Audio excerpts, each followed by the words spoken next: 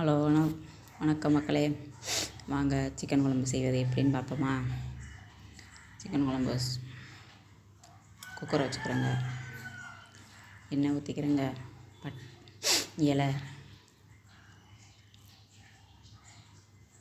ஏலக்காய், வெங்காயம் பொடியாக நறுக்குன்னா பெரிய வெங்காயம் 2 நல்லா பொடியாக நறுக்கி போட்டுக்குங்க. கருவேப்பிலை போட்டுக்குங்க. கருவேப்பிலை போட்டு தக்காளி 3 தக்காளி, இஞ்சி பூண்டு 2 ஸ்பூனு போட்டு கிண்டிக்கிறேங்க.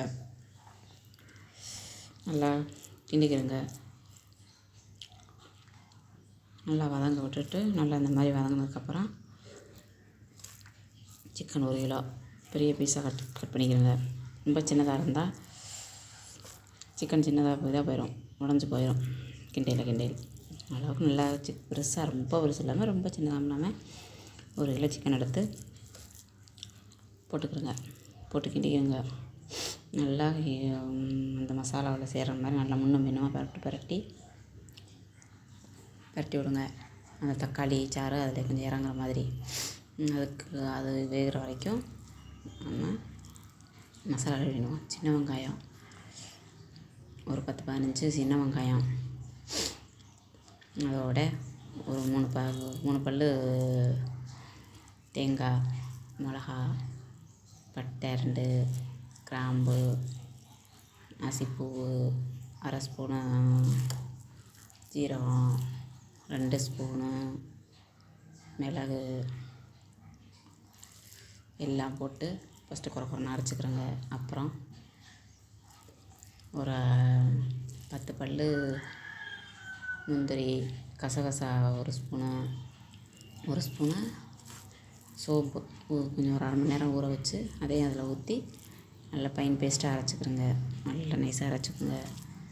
இது நல்லா கிண்டி விட்டாச்சு. அதில் இருக்க தண்ணியெல்லாம் இறங்கிருச்சு. கொஞ்சம் நேரம் கிண்டி விட்டுட்டு தண்ணியெல்லாம் அதில் இறங்கிருச்சா, இப்போ நம்ம மசாலா போட்டுக்குருவோம். மல்லித்தூள் 1 ஸ்பூனு, மிளகாத்தூள் ஒரு 3/4 ஸ்பூனு. ஏன்னா நிறையா மிளகு சேர்த்துருக்கனால காரம் பார்த்து போட்டுக்கிறணும். கரம் மசாலா லைட்டாக அதில் போட்டிருக்கோம்ல, பட்டை கிராம்பு எல்லாம், அதனால் கரம் மசாலா, மஞ்சத்தூள் லைட்டாக, ஜீரகத்தூள் கொஞ்சம், ஜீரகத்தூள் மறந்துடாதீங்க, போட்டு சேர்த்துக்கிட்டு அரைச்சி வச்ச பேஸ்ட்டை ஊற்றி கிண்ட வேண்டியதான். கிண்டிட்டு கொஞ்சம் லைட்டாக தண்ணி நிறையா குக்கரில் வைக்கிறதுனால தண்ணி நிறையா வைக்க வேணாம். ஏன்னா தண்ணி அதிகமாக இருக்காது. அதனால் கொஞ்சமாக வச்சுக்கிட்டு தேவையான அளவு உப்பு போட்டு நல்லா கிண்டி விட்டுட்டு மூடி வைக்க வேண்டியதேன். உப்பு பார்த்து உப்பு தேவையான அளவு உப்பு போட்டு கிண்டுங்க. கிண்டி விட்டுட்டு குழணும். தண்ணி நிறையா இல்லாமல், ஏன்னா தண்ணி இருக்காதுல்ல குக்கரில் வச்சு 3 விசில் குக்கரில் வச்சு 3 விசில் விடுங்க. 3 விசில் விட்டு எடுத்தோம்னா குழம்பு ரெடி ஆயிடுச்சு.